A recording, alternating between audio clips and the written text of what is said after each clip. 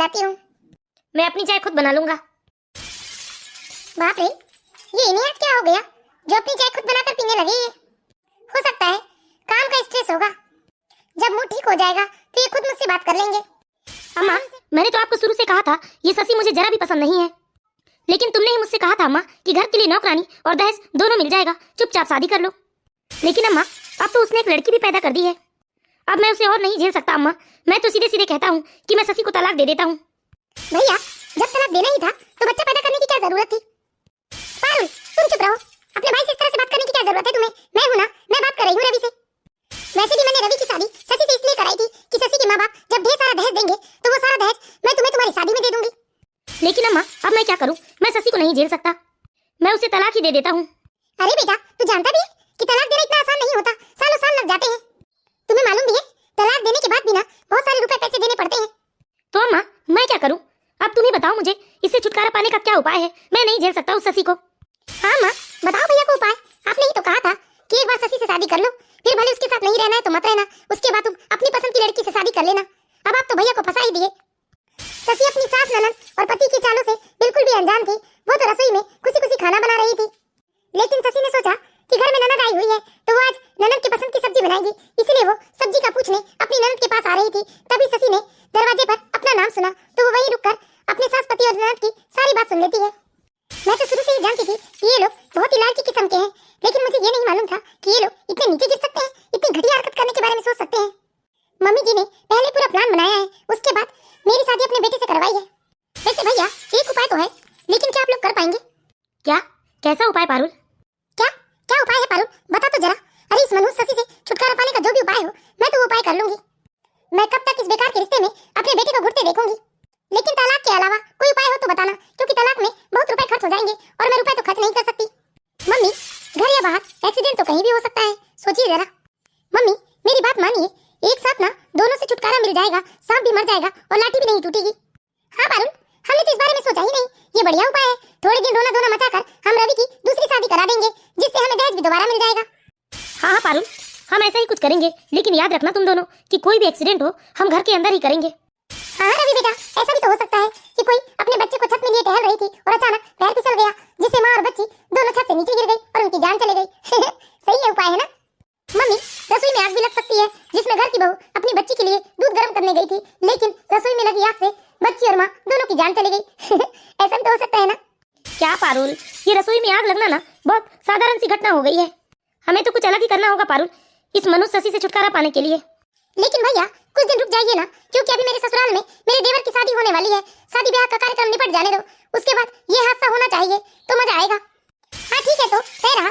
पहले पारुल के ससुराल में उसके देवर की शादी निपट जाने दो, उसके बाद हम लोग इस घटना को अंजाम देंगे। अच्छा, तो ये लोग मुझे और मेरी बच्ची को मारने की साजिश रच रहे हैं।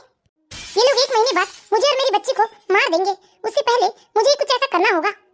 मेरे पास सिर्फ 30 दिन का समय है, लेकिन इस 30 दिनों में मैं इन लोगों को ऐसा सबक सिखाऊंगी कि ये लोग जिंदगी भर याद रखेंगे। लेकिन इन लोगों को इस बात का मैं कभी भनक नहीं लगने दूंगी कि इन लोगों की सारी बात मैंने सुन ली है। मेरे मम्मी पापा तो बेचारे सीधे साधे भोले भाले से लोग हैं। अरे इन लोगों का सामना वो लोग कैसे करेंगे? मुझे किसी की तो मदद लेनी होगी। भाभी, क्या बनाया है आपने मेरी पसंद का आज? सोचा था बहुत कुछ बनाना, लेकिन मैं कुछ बना नहीं पाई। क्यों क्यों नहीं बनाया है आपने? अब क्या बताऊं दीदी, देखिए ना, रसोई में मिक्सी खराब है, माइक्रोवेव खराब है। जब यूज ही नहीं कर सकते तो ये बेकार की चीजें रसोई में रखने का मतलब क्या है? अब क्या कहूं दीदी, आपके भैया मेरे सुनते कहाँ हैं? मैंने तो अपने दहेज में काफी महंगे महंगे और ऊंची ऊंची कंपनी के सामान लाए हुए थे, लेकिन मेरी शादी में मैंने जो भी दहेज में लाया था, अरे साड़ी और जेवर के साथ साथ रसोई का भी सारा सामान आपकी शादी में दे दिया आपकी माँ ने। लेकिन दीदी, आपकी बेचारी माँ आखिर करे भी क्या? बेटी तो पैदा कर दिया उन्होंने, लेकिन उसकी शादी के लिए दहेज इकट्ठा नहीं कर पाई। भाभी, आपकी हिम्मत कैसे हुई? आप मुझसे इस तरह से बात कर रही हैं और मेरी माँ के बारे में उल्टी सीधी बात कर रही हैं। मैं अभी जाकर अपने भैया को बताती हूँ। अरे दीदी, इतने गुस्से में कहाँ जा रही हैं आप? मैंने कौन सी गलत बात कही? जो हुआ है वही तो बयां किया है मैंने आपको। शशि की ननद शशि की बात सुनकर आग बबूला हो जाती है और वो भागते हुए अपने भाई और माँ के पास जाती है। भैया भैया।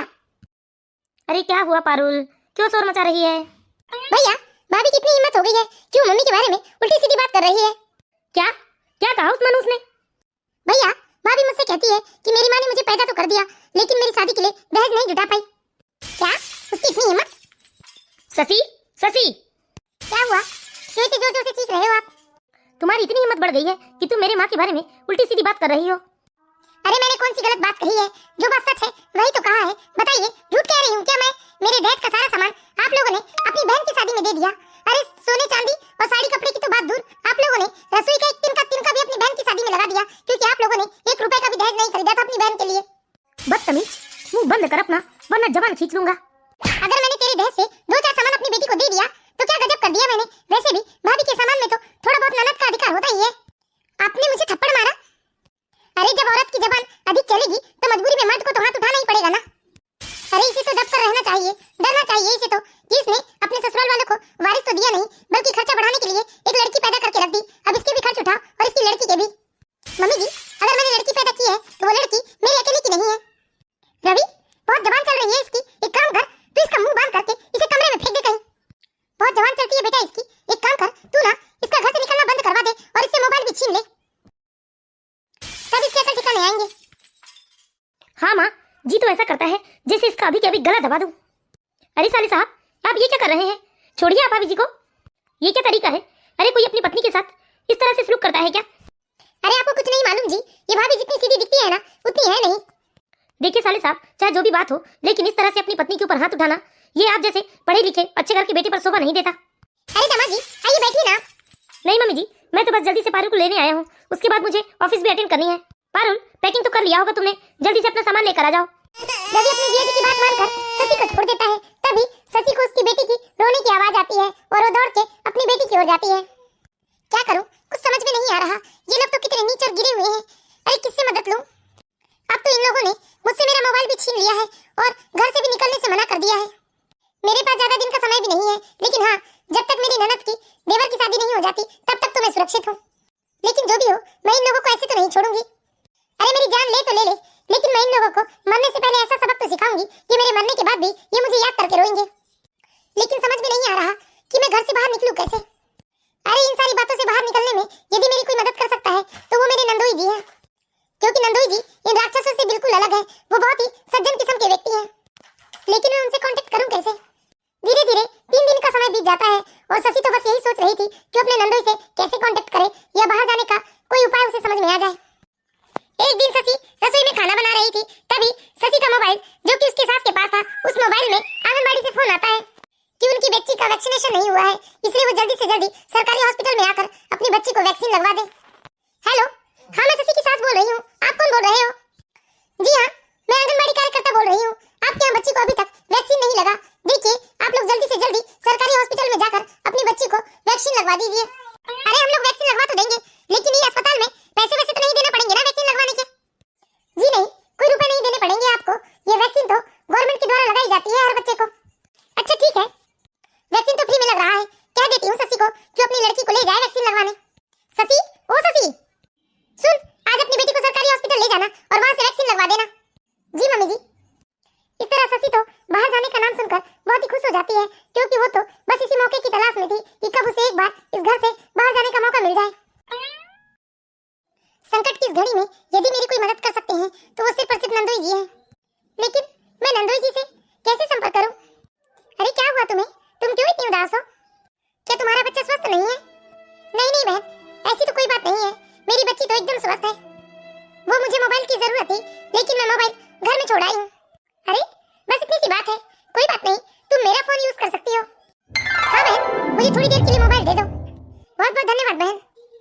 हेलो, हेलो नंदोई जी। जी भाभी जी। सुनिए नंदोई जी, मुझे इस वक्त आपसे मिलना बहुत जरूरी है। क्या हुआ भाभी जी? मैं शाम को पारुल के साथ आ जाऊंगा, अभी तो मैं ऑफिस में हूँ। नहीं नंदोई जी, इस समय मेरा आपसे मिलना बहुत जरूरी है। ये समझ लीजिए कि ये मेरे जीवन मरण का प्रश्न है। और देखिए नंदोई जी, इस बारे में आप किसी को मत बताइएगा। मैं इस वक्त सरकारी अस्पताल में हूँ, प्लीज आप आ जाइए। क्या? अगर ऐसी बात है भाभी जी तो बस आप 10 मिनट इंतजार कीजिए, मैं अभी हॉस्पिटल पहुंचता हूँ। जी नंदोई जी। लो बहन, बहुत बहुत धन्यवाद आपका। अरे इसमें धन्यवाद वाली क्या बात है? अच्छा ठीक है, मेरा नंबर आ गया, मैं जाती हूँ। थोड़ी देर के बाद शशि का नंदोई शिखर आ जाता है हॉस्पिटल। क्या हुआ भाभी जी? नंदोई जी, आप तो अपने ससुराल वालों को अच्छी तरीके से जानते हैं ना?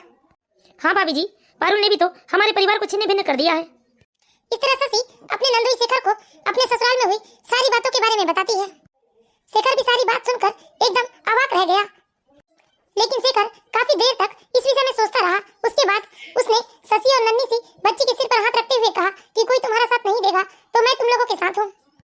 भाभी जी, आप मुझे ना अपना बड़ा भाई ही समझिए। मैं हर कदम में आप लोगों के साथ हूँ। मैं आपके साथ इतना बड़ा अत्याचार होते हुए नहीं देख सकता। और मैं आपसे वादा करता हूँ भाभी जी, मैं बिल्कुल आपका साथ उसी तरह से दूंगा जैसे मुसीबत के समय में एक भाई अपनी बहन का साथ देता है। शेखर शशि को कुछ समझाकर घर भेज देता है और जब शेखर शाम को अपने घर जाता है तो पारुल शेखर के व्यवहार को देखकर आश्चर्यचकित हो जाती है। आ गए आप ऑफिस से? बैठिए, मैं भी आपके लिए चाय बनाकर लाती हूँ। मैं अपनी चाय खुद बना लूंगा। बाप रे, ये इन्हें आज क्या हो गया जो अपनी चाय खुद बनाकर पीने लगे? हो सकता है काम का स्ट्रेस होगा। जब मूड ठीक हो जाएगा तो ये खुद मुझसे बात कर लेंगे। पारुल शेखर के व्यवहार को देखकर आश्चर्यचकित तो थी, लेकिन पारुल ने सोचा कि शेखर को काम का स्ट्रेस होगा। लेकिन शाम से रात हो जाती है। शेखर ने ना ही पारुल के हाथ का खाना खाया और ना ही वो अपने बेडरूम में सोया, बल्कि वो तो अपना तकिया और चादर लेकर सामने हॉल में आ गया सोने। अच्छा, तू यहाँ आकर सो गए? मैं भी देखती हूँ कितने दिन ये सामने हॉल में आकर सोते हैं। मैं नहीं मनाने वाली इन्हें। इसी तरह धीरे धीरे पूरे एक हफ्ते का समय बीत जाता है, लेकिन शेखर के व्यवहार में कोई परिवर्तन नहीं आता। लेकिन अब सब कुछ पारुल के बर्दाश्त के बाहर हो रहा था। वो एक दिन गुस्से में आकर शेखर से सवाल करती है, शेखर, ये तुम्हारा नाटक कब तक चलेगा? और ये क्या देख रही हूँ मैं कि तुम मेरी उपेक्षा कर रहे हो? अरे मैं पूछती हूँ, ऐसी क्या बात हो गई है जिसके लिए आप मुझे इतना ताव दिखा रहे हैं? ना ही आप अपनी पत्नी के हाथ का बना खाना खा रहे हो और ना ही अपनी पत्नी के हाथ से पानी भी पी रहे हो, और तो आप अपने बेडरूम में भी नहीं सो रहे हैं। देखो पारुल, मैं कोई नाटक नहीं कर रहा हूँ। अरे ये नाटक नहीं है तो क्या है? देखो पारुल, मैं भी स्पष्ट रूप से अब कह देना चाहता हूँ तुमसे, मैं ना किसी से प्यार करने लगा हूँ और जीवन भी उसी के साथ बिताना चाहता हूँ। मुझसे अब तुम्हारा साथ सहन नहीं होता। इसलिए पारुल, मैं अब तुमको तलाक देना चाहता हूँ और तुमसे तलाक होने के बाद मैं जिससे प्यार करता हूँ उससे शादी करना चाहता हूँ। क्या तुम मुझसे तलाक लेना चाहते हो? क्या मैं उस उल्टा का नाम जान सकती हूँ जो आपको मुझसे छीन रही है? अरे क्यों नहीं पारुल, तुम्हें पूरा हक है उस लड़की का नाम जानने का, और उस लड़की का नाम ना शशि है। जानती हो ना शशि, जो तुम्हारी भाभी है। क्या? अरे तुम पागल हो गए हो क्या? वो मेरी भाभी है, मेरी भाई की पत्नी। अरे पारुल, इससे क्या फर्क पड़ता है? वैसे भी तो वो तुम लोगों के लिए बेकार ही है। इसलिए मैं तुम्हें तलाक देकर ना उससे शादी करना चाहता हूँ, और पत्नी के साथ साथ मुझे एक बेटी भी मिल जाएगी। ठीक है, मैंने अपने मन की बात बता दी और जल्दी मैं तलाक के पेपर भी तैयार करवा लूंगा। उल्टा बदमाश, अरे मैंने कभी सपने में भी नहीं सोचा था कि ये मेरे पति को मुझसे छीन लेगी। छी, इसे शर्म नहीं आई? भाभी तो मां समान होती है। गुस्सा तो इतना आ रहा मुझे, ऐसा लग रहा कि अभी जाकर उसे जान से मार दूं। पारुल अपने पति की बात सुनकर आग बबूला होने लगती है और वो अपने माँ और भाई को फोन कर कह देती है कि वो उसकी भाभी के मायके वाले को बुलवा ले घर पर। पारुल अपनी माँ को सारी बात बता देती है। पारुल की माँ भी आग बबूला होकर शशि के मायके वालों को फोन कर देती है और कुछ ही घंटों में शशि के मायके वाले भी शशि के ससुराल आ जाते हैं और पारुल अपने मायके पहुंच जाती है। पारुल अपने मायके आकर फूट फूट कर रोती है और रोते हुए अपने भैया से कहती है, भैया पूछिए इस बेशर्म औरत से क्यों किया इसने ऐसा? अरे भाभी तो माँ के समान होती है ना, लेकिन इसने तो मेरे पति के साथ, छी छी छी, मुझे तो कहते हुए भी शर्म आ रही है। भैया भैया, शेखर जी मुझे तलाक देकर इससे शादी करना चाहते हैं। इस कुल्टा ने मुझसे मेरे पति को छीन लिया। भैया, अरे वो निर्लज्ज बेशर्म, बोलती क्यों नहीं? क्या मुंह में दही जमाए खड़ी है? अरे तूने मेरी बेटी के साथ इतना बड़ा विश्वासघात किया? छी, तुझे शर्म नहीं आई? अरे मैंने तो पहले ही कहा था मम्मी, इस मनहूस को जान से मार देना चाहिए हमें। मुझे तो पहले ही इस पर शक था, इसीलिए तो मैं इसके साथ जिंदगी नहीं करना चाहता था। इसलिए कहता था मम्मी कि मुझे इससे तलाक दिलवा दो। अरे बोल ना निर्लज्ज, क्या मैंने तुझे ऐसे संस्कार दिए थे? अरे बोल ना कुल्टा, बोलती क्यों नहीं? अरे मैंने कहा कुछ बोल वरना अभी के अभी मैं तेरा गला दबाकर तुझे अभी के अभी खत्म कर दूंगी। हे भगवान, ये दिन देखने से पहले मुझे उठा क्यों नहीं लिया, या फिर इसे ही उठा लेता। हाँ बेटा शशि, तुमने ऐसा क्यों किया बेटा? तुम तो ऐसी कभी नहीं थी बेटा। एक बार भी तुमने अपने माँ बाप की इज्जत के बारे में नहीं सोचा बेटा। एक बार भी तुमने अपने बूढ़े माँ बाप के बारे में नहीं सोचा कि ये सब जब तुम्हारे माँ बाप को पता चलेगा तो क्या बीतेगी उनके ऊपर। अगर तुम्हें ये सब करना ही था बेटा तो कम से कम हमें जहर दे दिया होता। अरे माँ, ये ऐसे नहीं सुधरेगी, इसे सुधारना ना मुझे अच्छे से आता है। खबरदार, जो मुझे हाथ भी लगाने की कोशिश की तुमने। ऐसा सुनना चाहते हो ना तुम, तो सुनो, मैं बताती हूँ कि सच क्या है। सुनो रवि, मैं तुमसे तलाक लेकर मैं शेखर से शादी करना चाहती हूँ। अब मैं अपनी पूरी जिंदगी शेखर के साथ खुशी खुशी बिताना चाहती हूँ, क्योंकि अब मैं तुम्हारे साथ एक मिनट भी नहीं रहना चाहती। अरे बेशर्मी की भी हद होती है। तुमने एक बार भी नहीं सोचा कि मेरी बहन का क्या होगा। मेरी बहन तुम्हारी नंद है और नंद तो छोटी बहन की समान होती है। और जी, भाभी तो माँ के समान होती है, क्योंकि भाभी को माँ का स्थान दिया जाता है। लेकिन तुमने आज भाभी के रिश्ते को कलंकित कर दिया है। क्या कहा आपने कि आपकी बहन मेरी छोटी बहन की जैसी है? अरे बेशर्म, थोड़ी तो शर्म कर ले, कैसे बेशर्मों की तरह हंस रही है। छी, मुझे तो शर्म आ रही है तुझे अपनी बेटी कहने में। और क्या कहा आपने कि मैं आप लोगों के बारे में सोचूं, आपकी बहन के बारे में सोचूं? अरे क्यों मैं सोचूं आपकी बहन के बारे में? क्या आप लोगों ने एक बार भी मेरे बारे में सोचा है? आज मैं आप लोगों से सवाल करती हूँ, क्या आप लोगों में से किसी एक व्यक्ति ने भी कभी मेरे बारे में सोचा कि मैं इस घर की बहू हूँ। शायद रवि जी आप ये भूल चुके हैं कि बहू होने के नाते मेरे भी कुछ अधिकार हैं। अरे बहू होने का अर्थ ये नहीं होता कि मैं दिन भर तुम्हारे घर का काम करूं और रात को अपनी देह पर तुम्हारा अत्याचार सहन करूं। क्या किसी के प्यार भरे दो शब्द पर मेरा कोई अधिकार नहीं है? अरे आप लोगों ने तो सोची समझी प्लान के तहत मुझसे शादी की थी। अरे आप लोगों ने तो सिर्फ अपनी जरूरत के अनुसार मुझे इस्तेमाल किया है। आप लोगों की नजरों में मेरी अहमियत एक नौकरानी से ज्यादा कुछ नहीं है, क्योंकि आप लोगों ने तो यही सोचकर मेरा रिश्ता किया था ना कि आप लोगों को मुफ्त की नौकरानी मिल जाएगी और आपको रवि जी अपनी बहन की शादी के लिए अच्छा खासा दहेज मिल जाएगा। क्यों, सच कह रही हूँ ना मैं? ये क्या उल्टी सीधी बातें कर रही है शशि तू?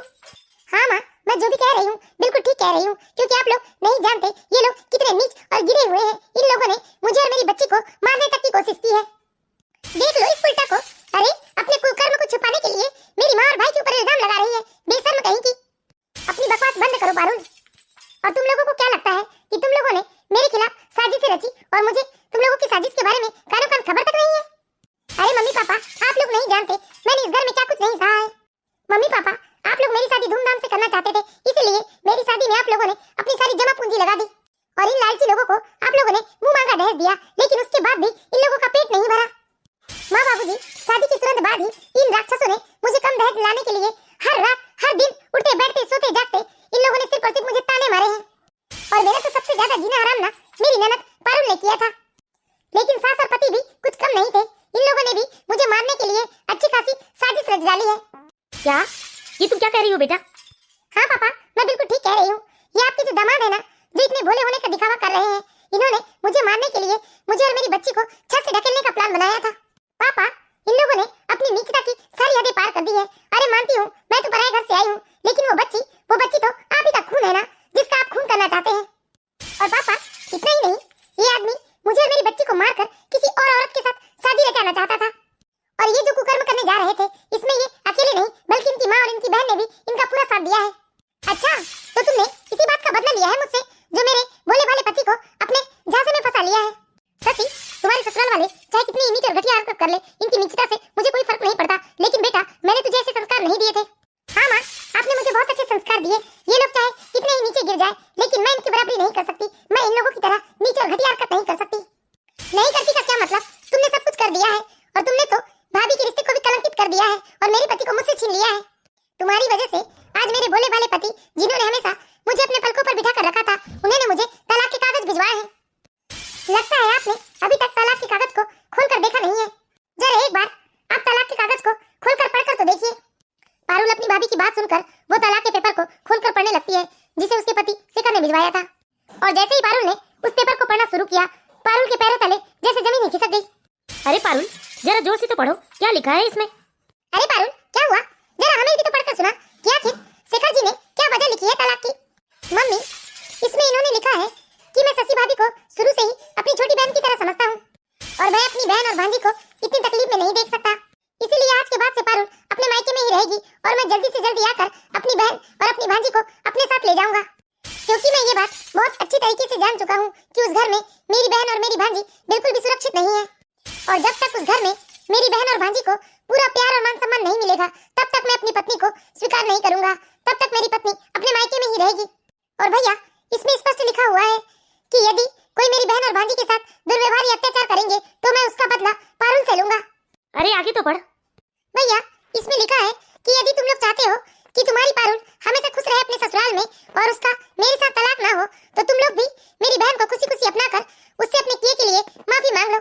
क्या इसका मतलब तुम लोगों ने मेरी बेटी और नातन को मारने की कोशिश की है? हाँ माँ, इन लोगों ने पूरा प्लान बना लिया था कि ये लोग 1 महीने के अंदर मुझे और मेरी बच्ची को जान से मार देंगे और ये अपने बेटे की शादी किसी दूसरी लड़की से करवा देंगे, ताकि इन्हें फिर से खूब सारा दहेज मिल जाएगा। क्या तुम लोग इतनी नीच और घटिया हरकत कर सकते हो? चलो बेटा, मैं 1 मिनट भी तुम्हें इन राक्षसों के साथ रहने नहीं दूंगा। चलो अभी क्या अभी। हाँ पापा, मैं अभी अपनी बेटी को लेकर आती हूँ। अरे नहीं नहीं समधन जी, ये आप कैसी बात कर रहे हो? अरे शशि हमारे घर की बहू है, हमारे घर की इज्जत है, वो ऐसे कैसे इस घर को छोड़कर जा सकती है? अरे बेटा, माफी मांग लो अपनी भाभी से, वरना अगर तुम्हारी भाभी अपने मायके चली गई तो शेखर जी तुम्हें कभी नहीं अपनाएंगे। देख बेटा, गुस्सा छोड़ दे, तेरी बहन की जिंदगी का सवाल है। अरे माफी मांग ले तू शशि को, वरना तेरी बहन की जिंदगी बर्बाद हो जाएगी। हाँ भैया, हम माफी मांग लेते हैं भाभी से, क्योंकि मैं शेखर जी को खोना नहीं चाहती। शेखर जी बहुत ही अच्छे इंसान है भैया। चलो बेटा शशि, और इन लोगों को हम ऐसे नहीं छोड़ेंगे। अरे शशि बेटा, ऐसे कैसे तुम अपने ससुराल को छोड़कर जा सकती हो? ये तुम्हारा घर है, हमसे तो